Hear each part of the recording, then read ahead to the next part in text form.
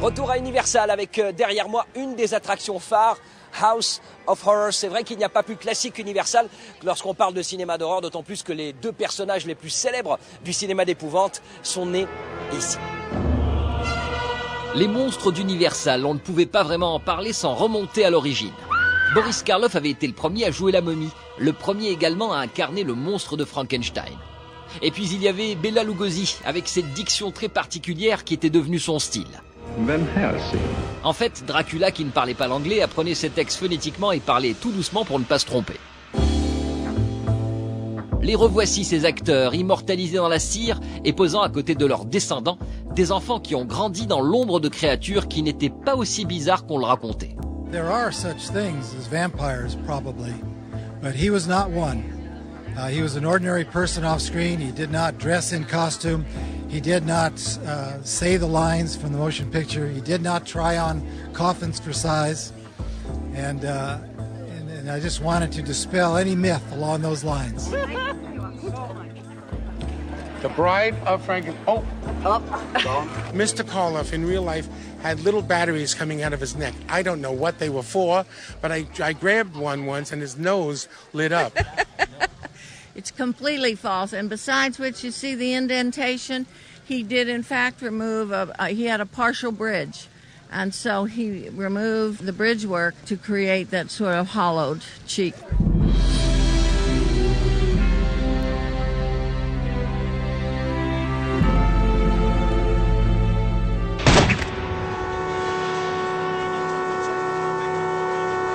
Un pneu crevé, l'accident qu'on ne peut éviter, un couple perdu au milieu du désert. Hello! Le seul refuge s'appelle Blood River et c'est une ville fantôme. Voilà comment Adam Mason a structuré son scénario. Évidemment, ce n'est que le début. Le reste, ma foi, est un pur délice pour les nerfs. Car Blood River est plus un film de stress qu'un film d'horreur. Anybody? If this film was made within the Hollywood system, I'm not sure that we would have ended up with the same end product. Because it's a film that doesn't pander to its audience, you know, it doesn't pretend that everyone who's going to watch the film is a 13-year-old girl, you know, who's an idiot, which is what it seems like most horror films are. So. Au premier abord, l'anglais donne l'impression d'avoir la grosse tête. Mais en regardant de plus près sa bio, on s'aperçoit qu'Adam Mason est un habitué des festivals d'horreur. Depuis ses débuts en 2001, il tourne le dos aux grands studios et préfère se produire lui-même, tourner en vidéo et choisir les salles où il sera projeté. Ses amis acteurs sont tous dans ses films, son copain d'enfance est son co-scénariste, et ainsi de suite. C'est plus facile à gérer, et c'est, dit-il, beaucoup plus transparent. Il oublie de préciser que c'est aussi tout bénef. Adam, comment tu vois l'avenir de ce genre de cinéma? Well, I think the future is going to be some kid living in middle America who has their dad's camcorder and goes and makes the next Blair Witch, or, you know, but it's not going to look like Blair Witch, it's going to look amazing. Because these days anyone can make a film.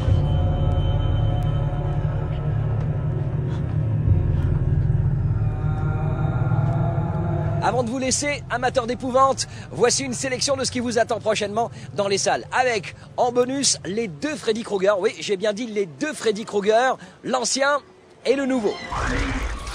Vous êtes fan de l'Exorciste? Préparez-vous à retrouver le même genre d'approche dans The Haunting in Connecticut. Un enfant possédé, une maison bâtie sur un ancien dépôt mortuaire. Si ce n'était pas une histoire vraie, on aurait dit « Tiens donc, ça rappelle également Poltergeist ».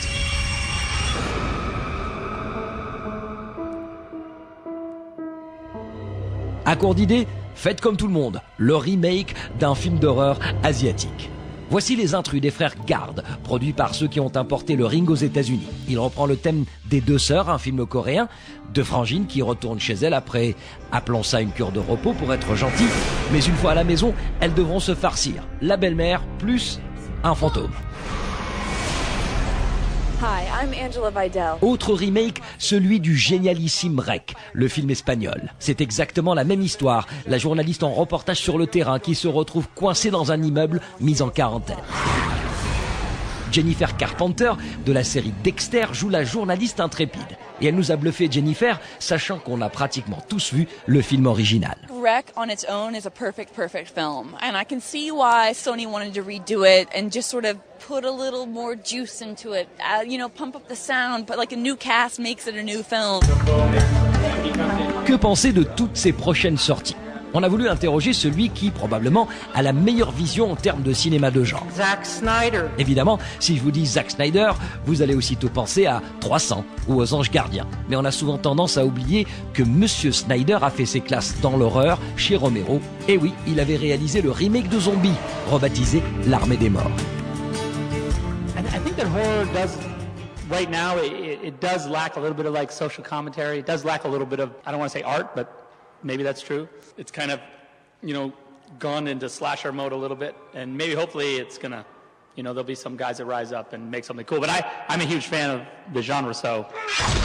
Voici le genre de film précisément que Zack Snyder critique. Énième remake de l'année avec un casting de jeunes filles qui refont Scream et Souviens-toi l'été dernier en même temps. Sorority, c'est le titre, est un slasher qui espère relancer la clientèle ado en misant tout sur Rumor, la fille de Bruce Willis et Demi Moore.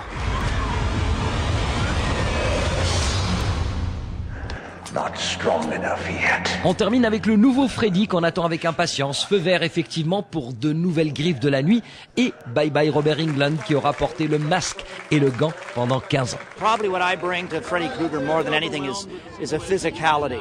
I borrowed a little bit from Klaus Kinski, from Nosferatu, and I borrowed a little bit from Jimmy Cagney, actually, the old American gangster actor. Voici à présent celui qui incarnera Freddy Krueger, Jackie Earle Haley, ancien enfant star, à la rue il y a quelques années avant d'être repéré à nouveau dans Little Children où il jouait un pédophile. Jackie Haley, c'est aussi bien sûr un des anges gardiens dans Watchmen. Après 13 minutes d'horreur, le constat est exactement le même qu'en début d'émission. Ce genre de cinéma est là pour rester et c'est tant mieux. Rendez-vous la semaine prochaine pour une nouvelle actu in situ, toujours depuis Hollywood. Voici notre lâcher de bimbo. Ciao!